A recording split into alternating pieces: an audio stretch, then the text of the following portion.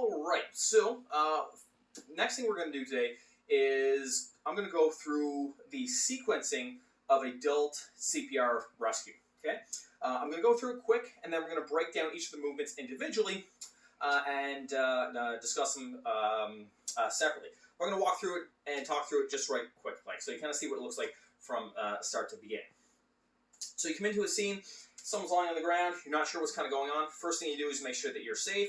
Look for firewire, gas, and glass. Make sure everything's safe because you don't want to become a victim going into the situation. So you go in. Next thing we're going to do is determine responsiveness. If I'm approaching somebody, I don't know who they are, still want to keep my safety in mind. If I don't suspect a head or spinal injury, I might tap them on the foot first to see just if they're sleeping or not. After I tap them on the foot, if I get no response, then that's when I'll come down, kneel down next to them, tap them on the shoulders, give them that squeeze and pinch on those traps, yell in the air, hey buddy, can you hear me? Hey buddy, can you hear me? Not responsive. So when they're not responsive, this is when we can call 911. So I whip out my handy dandy cell phone. If I had to leave because I didn't have a cell phone on me and I needed to get to a landline, this is the time where I could leave to go call 911 before I start doing anything, right? Because remember, I haven't determined what's wrong with this person yet. All I know is that he's not responsive. So, not getting a response, call 911, get those guys here fast. Also, if I'm in a place where I might suspect I can get an AED, I'm also going to do that. And this is where we can also use bystanders if we have any of those bystanders around. Next thing we're going to do is determine your primary survey, which is our ABCs, airway, breathing, and circulation. So what we're going to do is we're going to do our head tilt chin lift. So a couple fingers underneath the chin, and then our hand on his forehead.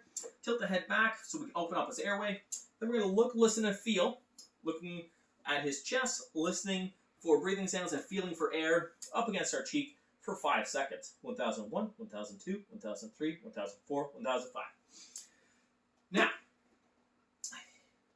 if he's not breathing, we automatically landmark and start compression. So landmark, heel the hand, middle of the chest in between the nipples, get right over top. You're going to use our body weight here, and we're going to start doing 30 compressions.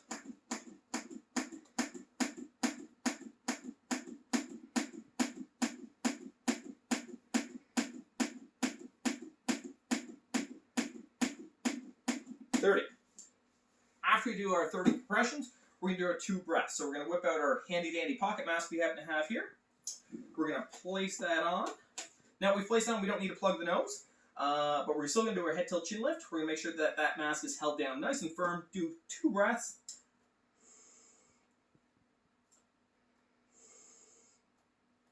Looking to make sure the chest rises and falls in between. And then I'm going to go back and do my 30 compressions. And I'm going to continue that sequencing until EMS arrives or response. I get some response out of the victim. Or one of the other scenarios that we talked about, if I get exhausted or if the situation is changing. So let's break down each one of those steps I did, a little bit more detail, and then we'll get to practice them.